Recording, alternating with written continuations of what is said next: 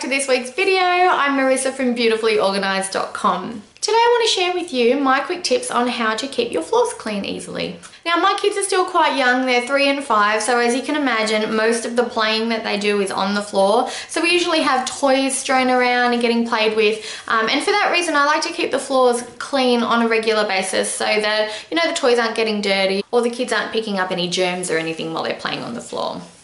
Now, I'm not a big believer that you have to have everything perfect all of the time, but I do want to make sure our floors are generally quite clean and safe to play on for the kids, and it always makes a room look nicer when the floor is nice and tidy as well. So if you have been struggling to keep your floors clean and you're looking for an easier way to do it, then keep watching this week's video. I'm going to share with you what I do to make it happen in my home. So I've got 4 tips that I want to share with you, and tip number 1 is get motivated to actually do it. That might be a bit of a strange tip to start with, but honestly, in my experience and working with other mums as well, I find that motivation really is one of the biggest struggles that we come across. You know, we're busy looking after the kids, we're working as well, we're juggling so much in our lives. Housework on top of that just feels like the mountain is getting too big. But we also know that we need to keep our house nice and clean so that it's safe for our family to live in it and so that it looks presentable and we don't constantly feel stressed out and overwhelmed by clutter and dirt. You know, a tidy house, it really helps you feel like you're living in a haven. It really helps you feel calm. So yeah, getting motivated is really important to me. Just in case it's important to you too, here is how I get motivated to clean. It's a really easy one.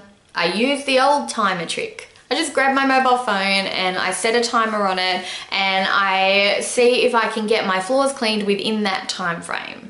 I like a challenge. I'm quite competitive in my nature, and trying to beat my record while still actually getting the floors cleaned well is something that, yeah, it increases the interest in the task for me, so I do it. Now, what I do want to point out is you need to remember to set an extra 10 minutes when you're setting your timer, when you're talking about cleaning floors. And that 10 minutes is really to help you out with tip number 2, which is clear all of the stuff off your floor so you can just go around and clean it in one go. So what I do with my timer, I set 5 minutes extra before and 5 minutes extra after the cleaning, just to move dining room chairs or the ottomans that we have sitting on our floor. I move my coffee table to the corner of the room, and it takes about 5 minutes before and after to do all of that. It just means that basically I can go through and do both layers of cleaning in my house without worrying about having to get around all the little nooks and crannies and get into small spots.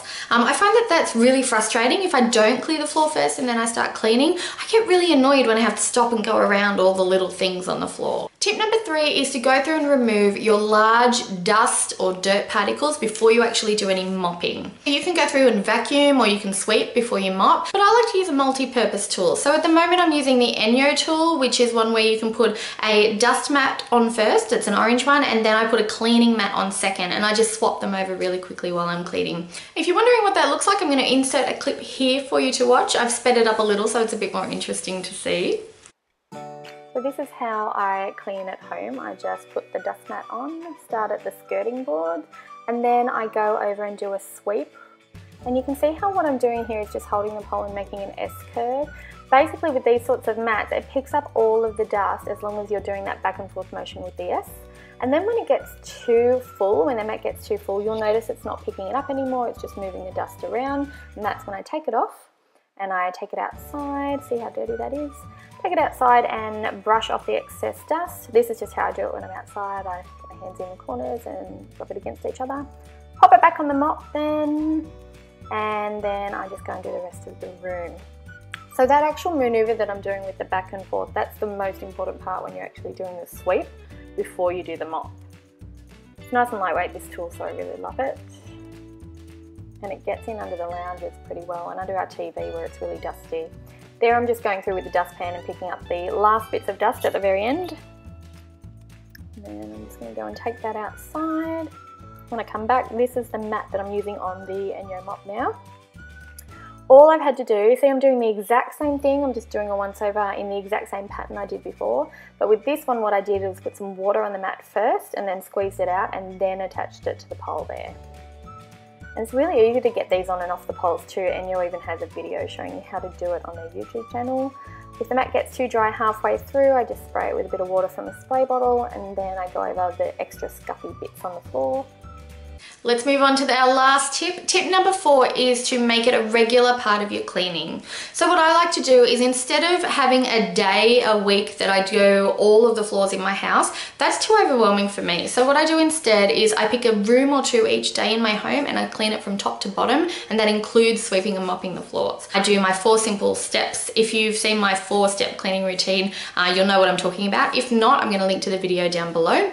But basically I make sure that I'm cleaning a floor in just 1 or 2 rooms every day, and that breaks down the job and actually helps me with the motivation as well, because it's not so overwhelming. So I hope that's helped out this week for you guys. If you want more information on this topic, then feel free to click over to the blog and read more about it. And yeah, give this video a thumbs up if you liked it, if it really helped you, and I will see you in next week's video. Bye!